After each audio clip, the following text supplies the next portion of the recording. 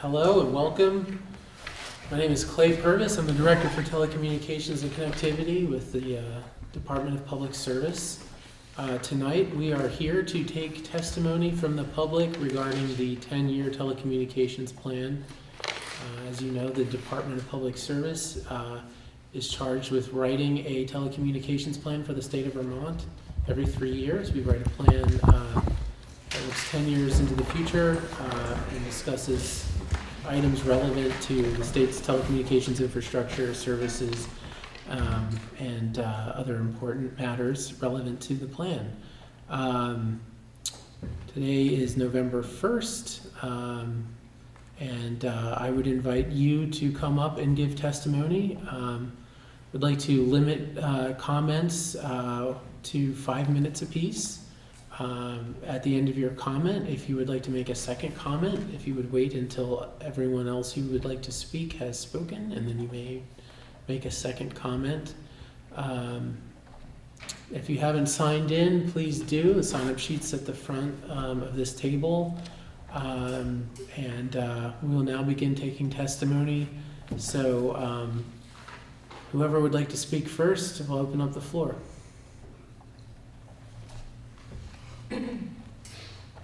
Peter?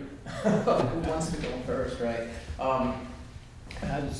As you know, I've tried to connect with you on more than one occasion regarding what I call a black hole of connectivity in Wardsboro.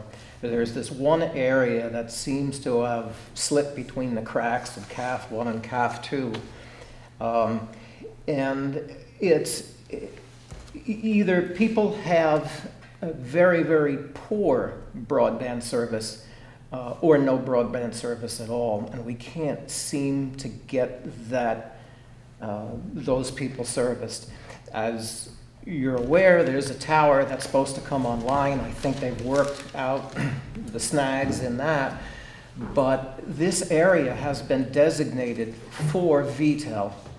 And the problem that I see is that VTEL is not going to be able to service all of those residences because of the mountainous terrain. But the problem is due to the way that things are divided up with CAF 2, I guess. Fairpoint isn't willing to go the extra mile, so to speak. So I'm here to kind of plead for that extra mile. How do we get the people serviced who have no service or extremely poor service? If you could comment on that, I would greatly appreciate it. I know it's a hearing, but at the same time, is there anything in your plan that is going to take care of the places that have no service or very little service? It's that last extra mile, as they call it. Well, we don't typically comment during these kinds of hearings, but I'm happy to address that. So, yes, those places that are outside CAF, outside of the cable footprint, and they're basically no service providers. Those are areas of high concern for us. So we are cognizant of those gaps, and we have mapped those gaps, and we will look for ways to address them, and that'll be part of the plan. Yes. If I could say one other thing about that particular area, and that is it seems to be that area is not addressed by CAF because I think CAF had something to do with if the area was already being served by such and such a speed. I can't remember what that speed was. Was it above 7 meg or 10 meg or something like that? Well, when this map was made, apparently they contacted, my guess would be Fairpoint. And Fairpoint said, well, we've already taken care of this area, and it looks like we have plans to take care of this area. But they dropped the plans to take care of this area, and that area never got put on the map to be serviced. So, in other words, it seemed like it didn't get put on there because it didn't qualify. But it never got done by Fairpoint. Okay.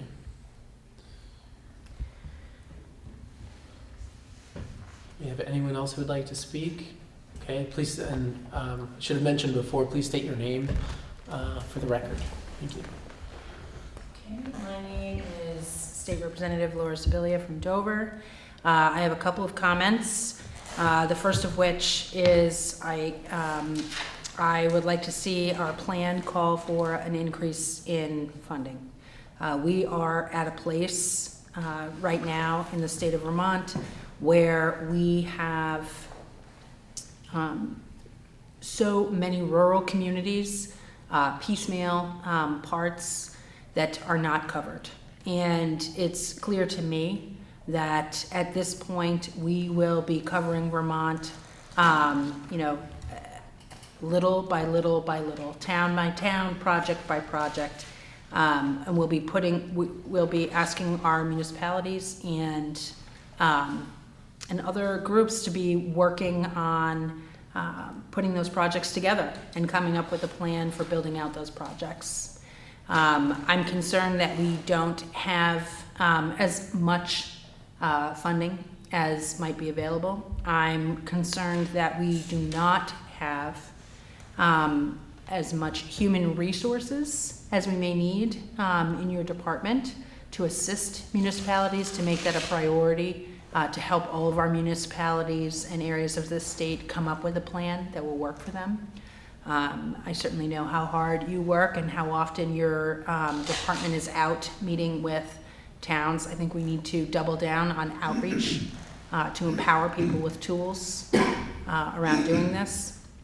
I think there's a very big concern. I know the department has removed VTEL from the coverage maps in the past because of their failure to really communicate where they are covering, allowing those areas to be eligible for connectivity funds. I would like to see that policy continue until such time as there is a major change in the level of cooperation from VTEL regarding communicating with how many individuals they're serving, as well as a change in how their company is run in terms of sales, installation, its marketing, etc. I think those are really important.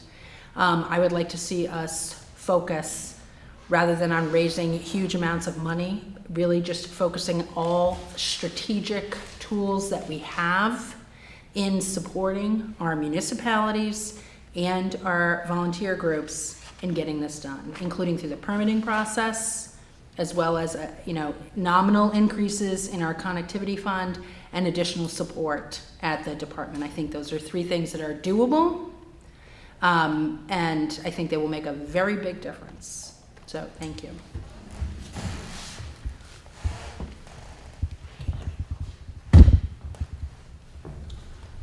I'm Cliff Duncan from Duncan Cable. Thank you for coming, Clay. Appreciate you being here. As an independent cable provider in Vermont for 45 years, I've been and seen many aspects of the evolution of television into broadband. And as an internet service provider for 17 years in the Valley here, we've learned quite a lot. I just would like to bring to the discussion here a little bit of statistical information that might be helpful in the report. We hear quite often about the need for connectivity, and to that end, we are in a process right now of overbuilding our hybrid fiber coax plant, which is up to 750 megahertz, to a fiber to the home. We had a very successful, and I must say, positive experience with the department and other entities involved, including the town of Wilmington and the town of Dover, to build a part of Dover and a part of Wilmington and a little bit of Monroe, because it was very convenient, that was not served at all. We basically took them from dial-up to fiber to the home. We were kind of like rock stars with the trucks rolling down the road and lemonade and brownies coming out the door on a regular basis to greet us. It was great. But it was our experience there We probably have succeeded with a penetration in the neighborhood of 70 to 75% of the homes that we passed, which is really great. We've been very fortunate about that. It was kind of ironic, we no more than did that, and Fairpoint came in and they'd done this before, right behind us, and started upgrading their plan so that they could offer a faster DSL. A few people jumped on that because that's what they do. And they tend to price cut or come in at, a low ball price that you can't compete with if you're a provider trying to survive long term. But that's neither here nor there. I don't have a problem with the competition because we have a better product anyway. So I wouldn't comment about that, but the need for connectivity, it's our experience, and based on some very recent survey work that we did, that it's really not rooted in business as much as one might think. And I know Laura and others have attended meetings and talked about the importance of connectivity to business, and it is important, and I don't mean to downplay that. But our analysis is that it's more about personal use, in particular streaming. Some of this was born out of Chairman Wheeler, who's the most recently retired chairman of the FCC. He was bent on giving people a la carte service. He had it in for the cable companies from the beginning that he really wanted everybody in the cable industry to have a la carte. And this is basically a way to get there, to require more and more bandwidth, keep upping the ante as to what's considered acceptable download speeds, or you would be considered serving an underserved, you would be in an area where it was underserved or not even served at all. First it was 7 meg, then it was 10 meg, then it went to 25 meg download speeds, which is all fine, but that was all to keep pace with the thirst for people from standard definition, eventually to high definition. Now what's coming down the road is 4K in terms of quality of video. And everywhere we turn, it's all about that and the cell phone industry, which likes to piggyback on our industry. People get into their homes, and the first thing their cell phone does is connect to their Wi-Fi instead of burning up their data minutes in that plan, because they offer a lot less in terms of what they can have before they're hitting some kind of surcharge. Which again is fine, but those kinds of things have been a little bit problematic for us, particularly in the upstream. But it's my take on this that I don't know where the economic fit here is as it was originally thought to be. Not that it isn't important, not that it isn't needed for customers to be able to work from home, small office, home office. I get that. The bandwidth needs for those applications pales in comparison to streaming. And almost 90+% of the time, I'd be willing to bet that streaming has nothing to do with business. It just is simply entertainment. So for us to keep pace, remain relevant, remain competitive as a provider, which we are in this for the long haul, we're not interested in selling. We're currently overbuilding our 750 megahertz hybrid fiber coax plant, thought to be good for 20 some odd years. And already we're overbuilding it with fiber and doing fiber to the home. We have about 80 customers in fiber to the home. And it's working well, and Randy's paper is an example with his needs there. That's we've had conversations about it, and we're trying to work to get to him as quickly as possible. We did a survey that kind of gave us a little bearing as to where, as we look out the windows, the flames are the highest, and where we ought to send our trucks next, and our efforts next to engineering and design. And out of that, we're building right now this year about 6 miles of plant, fiber to the home plant, and it's going to be a great product. It's a full GIGI service, no modem. You simply connect your router to our ONT, which is where the optical signal terminates. It provides both our core video services as well as our internet service. So I guess I'm sounding a bit like a commercial here, and I don't need to do that. But to give you a little understanding, as a provider, we do have that experience. There are some things about the plan, though, specifically, that I would like to share with you some feedback on. One is and a long-standing, goes back as far as Rule 3.700 with the pole attachment fees and the rates at which those are calculated, the formula, if you will. My company and North Country Cable fought for 9 years to get that corrected. When V. Louise McCarran was chairman of the board, she ushered through with some good lobbying by the pole-owning utilities, rates that were the highest in the nation.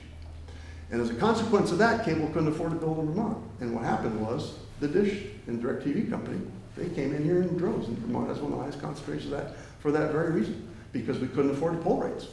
So, but that's been eased back a little bit. We finally won the case, and it's back to a more reasonable level. What remains a little bit high is attachment fee applications.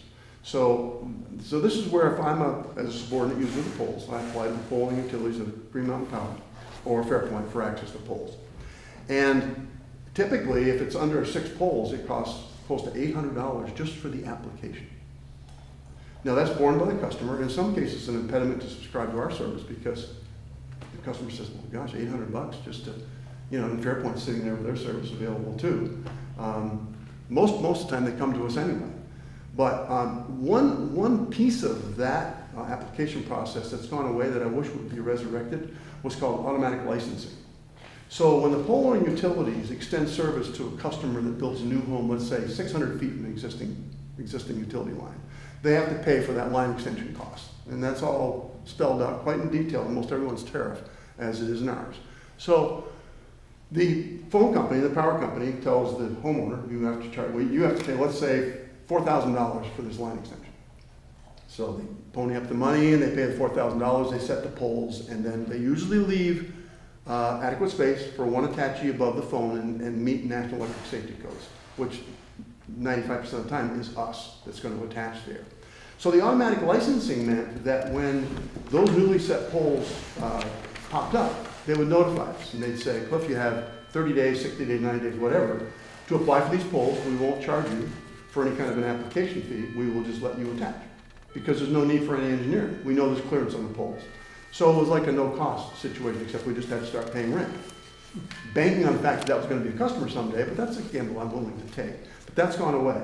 And I'm told it went away because there are so many subordinate users on the pole now that Fairpoint, who was actually a pretty big advocate for it at one time, I think it was Verizon at the time, pulled back because there were so many people, and in some cases they didn't know who was on the pole in some areas. Because some of the applications, some of the applications, I'm told that they actually had lost who were the people that are actually on some of the poles in some parts of Vermont. And as a result of that, they just threw up their hands and said, we can't be noticing everybody, so we won't notice anyone. So that's gone away. That would be a huge cost savings for us. Let's see. The final comment I'd like to make has to do with taxes. And it's been noticed and talked about specifically in former telecom plans from the department, and that is property taxes. So the equipment that we place on the poles is subject to personal property tax in the towns in which we serve. And we pay basically a real estate tax on that property. As soon as we put it on the poles, whether we have any subscribers or not, we start begin to pay full property tax on that. Since the 1930s, the telephone company has been exempt from that. The power company pays property tax, and they pay a property tax on half of the poles, but the telephone company's half of the jointly owned poles is exempt.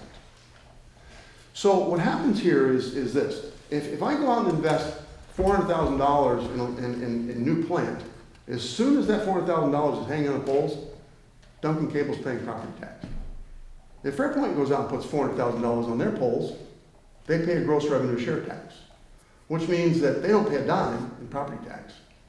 Instead, they pay a tax on the revenue, which is kind of a good thing because if they don't sell any service, they don't pay a tax. If we don't sell any service, we still have to pay tax.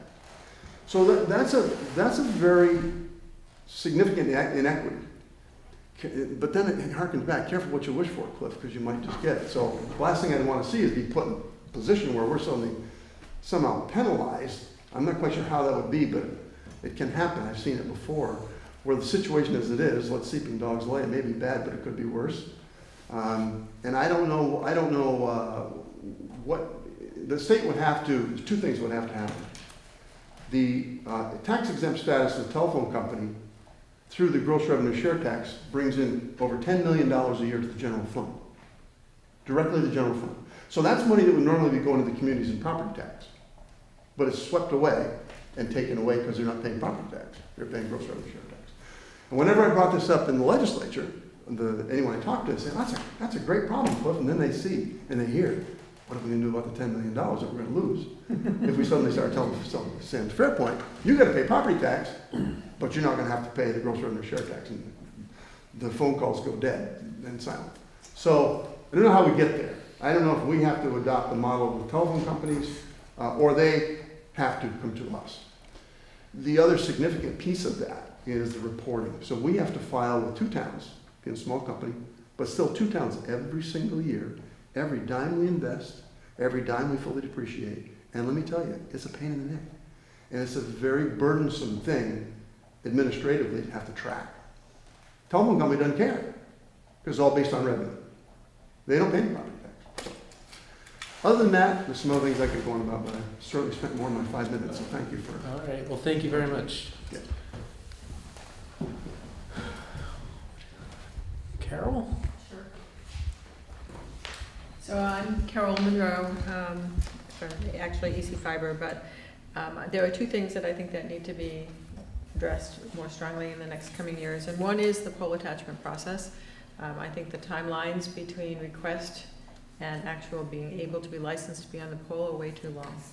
I don't think they're good for economic development. If you have a customer who, a business customer who needs to have service, and you tell them that it's going to be 6 months before you can get a license to be on that pole, they're going to take their business elsewhere.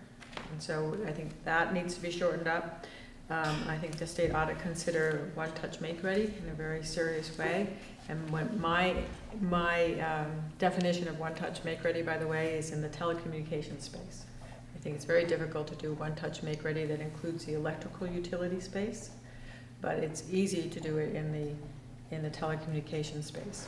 As a matter of fact, when the incumbent carrier was out on strike, many of the organizations that work with other utilities or other telecoms in the state moved their facilities on the pole. So they actually contracted that out to the cable plant installation companies to do their make-ready. There's no reason it can't be done. And that would save on time, and it would save on the cost of make-ready services. The second is that we know that there are areas of the state that aren't going to be served by existing carriers. They're not attractive from a profit loss scenario. So I'd like to see some funding that would be allocated to municipal utility districts, particularly in the startup phase, because I think that would assist them to get to that point of being able then to be self-sustaining over the long run. And that could be done with partnerships, public and private partnerships, or in some case, but those startup dollars are the ones that are hard to get to. And when we talk about connectivity initiative funds, I'm hearing a lot of areas that are uncovered, that don't have service, don't have existing carriers who are willing to provide it, or even go after the funds that are available. So there should be some way in which the municipalities can look at where those funds are available for those areas, and a creative process in making sure that we can cover those areas, even if it's not with an existing carrier. Thank you very much. Tim, or either of you two would like to speak? Nope. Nope. Okay. Well, thank you very much, everyone who's come out to give testimony. We greatly appreciate it. We hope we will incorporate your ideas into our plan, or at least consider them and address them. I think this concludes our hearing. Have a good night, and thank you. Thank you.